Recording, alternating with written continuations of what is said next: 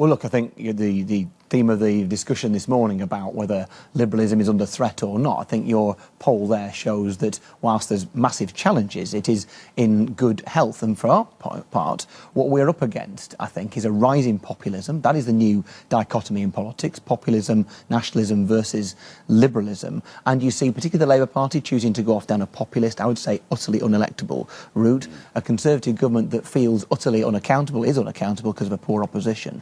And the space there, as your poll shows, is vast. Now, are we in the position... Why aren't you doing better? I would argue that we're in a very, very good place at the moment. The election, obviously, last May was devastating for us. But you look what's happened since. Two things have happened since. 8 MPs and 7% is not a very good place. Andrew, I can't affect what's happened in elections gone past, but two massive things have happened in this country over the last year, over the last few months in some cases. One is that Britain now looks to be heading out of the European Union. I would say that's disastrous for our country, disastrous for our society, bad for liberalism.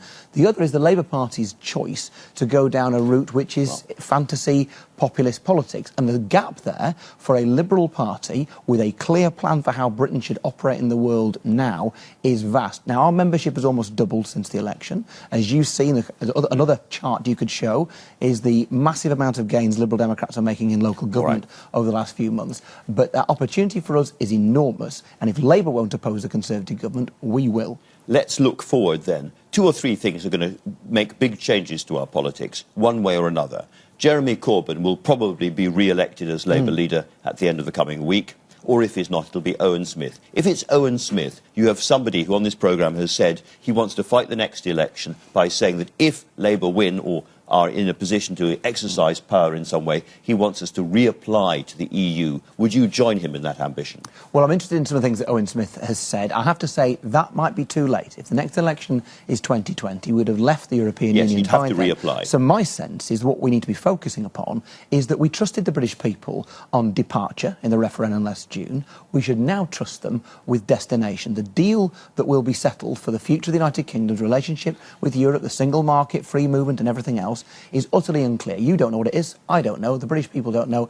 I doubt even Theresa May knows. There needs to be a referendum on that deal. That is the best option for us staying in. It's also the best option of the whole of our society, gathering around whatever we do next. But you can't make that happen. That will be in Theresa May's gift to have that referendum or not. And if public opinion changes, if people see the deal unravelling and it not being what they voted for, then Theresa May is a pragmatic enough person. She would blow the Conservative Party to pieces. She's a pragmatic enough person to understand that if the population of this country believe the deal that she is stitching up with Brussels is something that they do not think that they voted for, I think she will shift. But Owen Smith seems to me as a reasonable, moderate guy, and if he's prepared to... with him. And I think there's every chance that we could. The problem with Jeremy Corbyn is I don't think he'll work with anybody else like he didn't in the referendum. That makes it very hard. But if Jeremy Corbyn, as we assume is going to happen, we may be wrong, but if he does win and wins big, then there'll be a lot of Labour MPs who are very unhappy. Now, you've said in the past that they've been on the phone to you as some kind of therapy, as it were.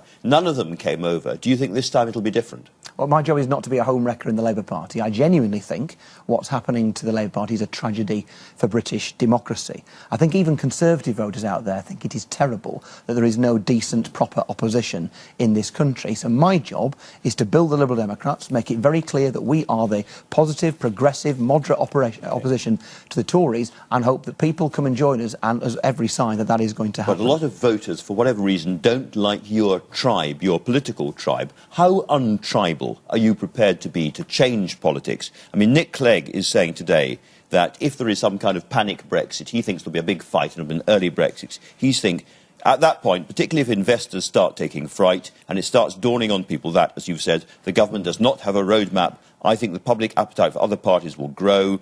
Doesn't need to be a new amalgam party, a new alliance, but it could be. If gridlock were to lead to a real sense of drift and malaise, it could be a government of national unity of some description where parties of different persuasions say they're going to act together in a pro-European cause.